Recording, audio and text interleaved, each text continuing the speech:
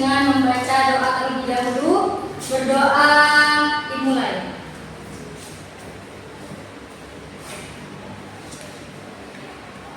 Berdoa selesai. Baik anak-anak, ibu absen terlebih dahulu ya. Ada yang tidak hadir hari ini? Ada, Bu. Siapa? Ferdi, Bu. Kemana Ferdi? Sakit. Ada lagi? Ada, Bu. Siapa? Hindun. Sudah? Sudah. Sisanya masuk semua? Masuk. Oke, baik.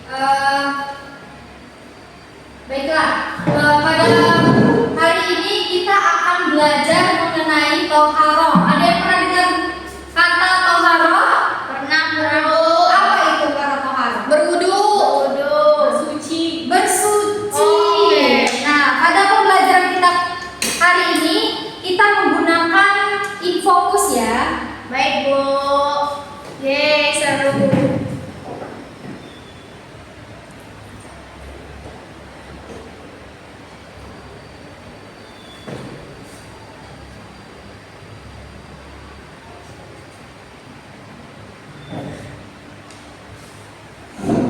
Baik, toharoh tadi apa? Bersuci. Bersuci. Bersuci dari apa? Dari hadas dan najis. Dari hadas dan najis.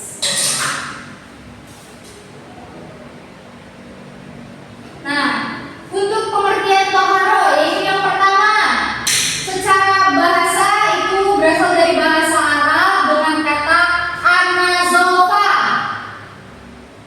yang artinya apa? Bersih.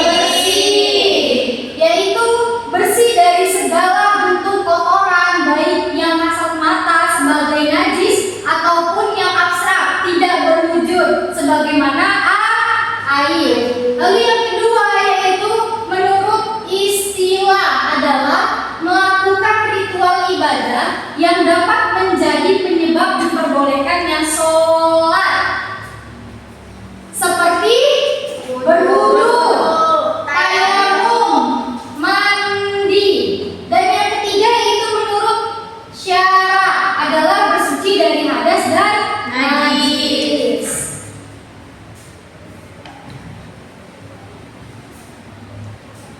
Nah, untuk alat toharoh itu ada 4. Yang pertama air mutlak, yang kedua debu yang tidak mustakmal, yang ketiga alat penyamak, dan yang keempat batu istinja. Air mutlak itu apa? Air yang murni, yang bersih, yang tidak tercampur oleh kotoran atau najis. Yang kedua itu debu yang tidak mustakmal, yang tidak bercampur dengan najis juga. Lalu ada alat penyamak dan batu istinja. Lalu di sini ada macam-macam air yang bisa digunakan untuk bersuci. Ada berapa? 7. Ada 7. Yang pertama itu air hujan, yang kedua air sumur, yang ketiga air laut, yang keempat air sungai, yang kelima air salju, telaga dan embun. Jadi di ketujuh air ini adalah air yang bisa digunakan untuk bersuci, yaitu air suci dan menyucikan.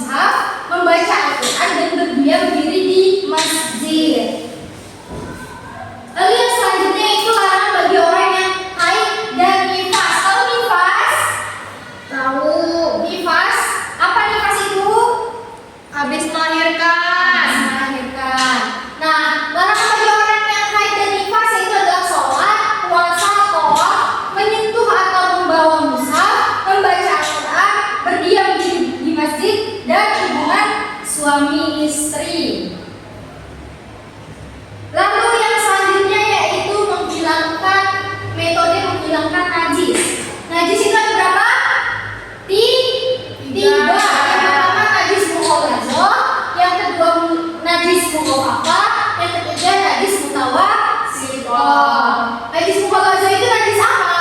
Besar. Najis besar atau berat. Yang kedua najis mukhafafah itu najis Sedang. ringan.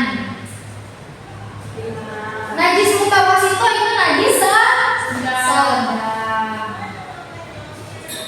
Nah, cara membersihkan najis mukhalazo itu dengan membasuh najis dengan air sebanyak 7 kali dan salah satunya kita campur dengan debu.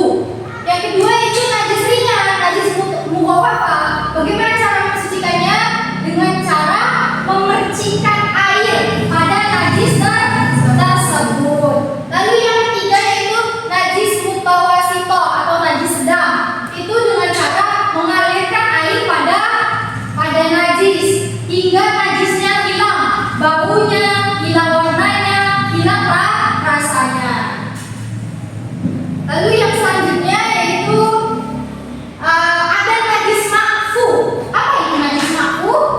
Najis yang Dimaafkan. najis yang dimaafkan. Contohnya yaitu bangkai hewan yang darahnya tidak mengalir. Ada darah, ada nanah yang jumlahnya sedikit. Nah, yang terakhir itu ada juga air yang dia suci dan juga menyucikan. Itu adalah air yang diperoleh dengan cara haram. Contohnya maling. Walaupun dia suci mensucikan tapi diperolehnya dengan cara yang salah, maka hukumnya haram. Ada pertanyaan? Ada Apa? perbedaan najis sama hadas, Bu, apa? Kalau najis itu adalah zatnya, zat najis tersebut. Najis itu sendiri. Tetapi kalau hadas itu kondisi atau keadaan kita. Contohnya seperti haid. Kalau najis itu seperti adanya kotoran yang harus dibersihkan. Sudah ada lagi? Tidak? Tidak ada? Oke, baik, jika tidak ada, kita akhiri pembelajaran kita pada pagi hari ini.